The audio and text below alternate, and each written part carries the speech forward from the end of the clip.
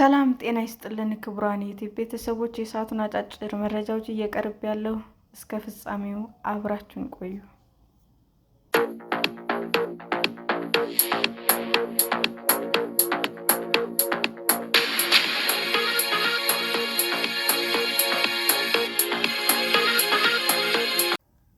የትራምፕ አስተዳደር ለሶማሊያውያን ጊዜያዊ ሕጋዊ ጥበቃ እንደማይሰጥ አስታወቀ።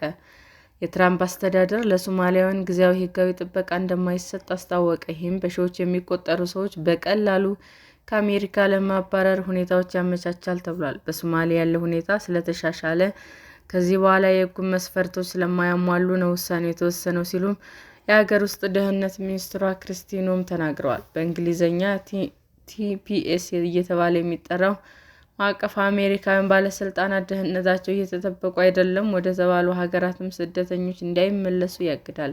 ከሚወጣው መግቢያ ተጀምሮ መጋቢት ጀምሮ 2500 የሚሆኑ ሶማሊያውያን ስራ ፈቃዳቸውንና ሕጋዊ እውቅናቸውን የሚያጡ ሲሆን ይህም ከሀገር እንዲባረሩ ሊያደርጋቸው ይችላል። ፕሬዚዳንት ዶናልድ ትራምፕ ሶማሊያውያን ስደተኞች እንደማይፈልጉ በግልጽ ተናግረው በሚኒያፖሊስ የሚገኙ ስደተኞች ተይዘው ከሀገር እንዲወጡም ትዕዛዝ አስተላልፈዋል።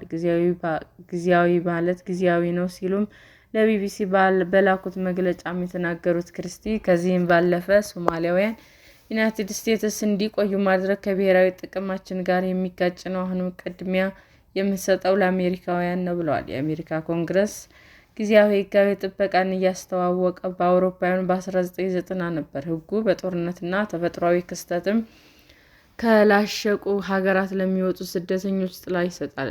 ቲፒኤስ ያላቸው ስደተኞች አሜሪካ ውስጥ በሕጋዊ መንገድ መስራትም መኖርም ይችላሉ። የሀገር ውስጥ ደህንነት ሚኒስቴር ለቢቢሲ እንዳስታወቀው በአሁኑ ወቅትም 2471 ሶማሊያውያን ቲፒኤስ ሲኖራቸው 1383 ደግሞ አመልክተው በመጠባበቅ ላይ ይገኛሉ።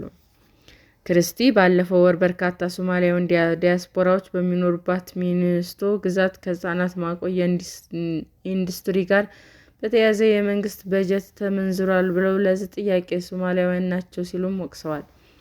ባለፈው ሳምንት ጆናታን ሮስ የተባለ የአይስ ፖሊስ የአሜሪካዊት ሬኒ ጎልደን በሚኒያፖሊስ ከተማ ተኩሶ መግደሉ ቁጣ ቀስቅሷል። ይህን ተከትሎ በሚኒሶታ ግዛት በምትገኘው የሚኒያፖሊስ እና በሌሎች የአሜሪካ ከተሞች ተቃውሞ ሰልፎች ተደርገዋል። የአሜሪካ አስተዳደርም የስደተኞች ቁጥር መኮንን ራሱን ለመከላከል የወሰደው እርምጃ ነው ይላሉ። የአካባቢው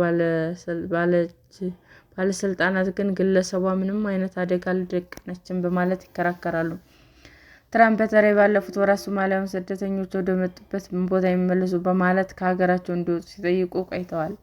አልፎም ሀገራቸው መልካም ሁኔታ ላይ ያልሆነ ለዚህ ነው ብለዋል። የአሜሪካ መንግስት መግለጫውን ከማውጣቱ በፊት ትራምፕ በማህበራዊ ሚዲያ ገጻቸው ታላቁ የሚኒሶታ ሕዝብ ወደ ፍርሃት አይግባ፣ ሆሄክ ቀና የምትልበት ቀን ይመጣል ሲሉም ጽፈዋል።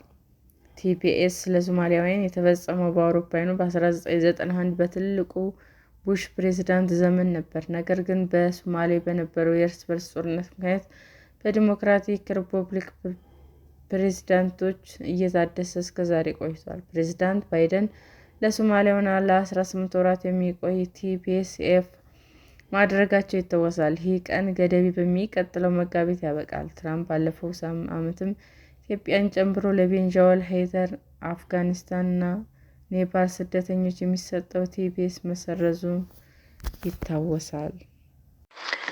ሰላም ጤና ይስጥልን ውድ የዩቲዩብ ቤተሰቦቼ እንዴት ናችሁ?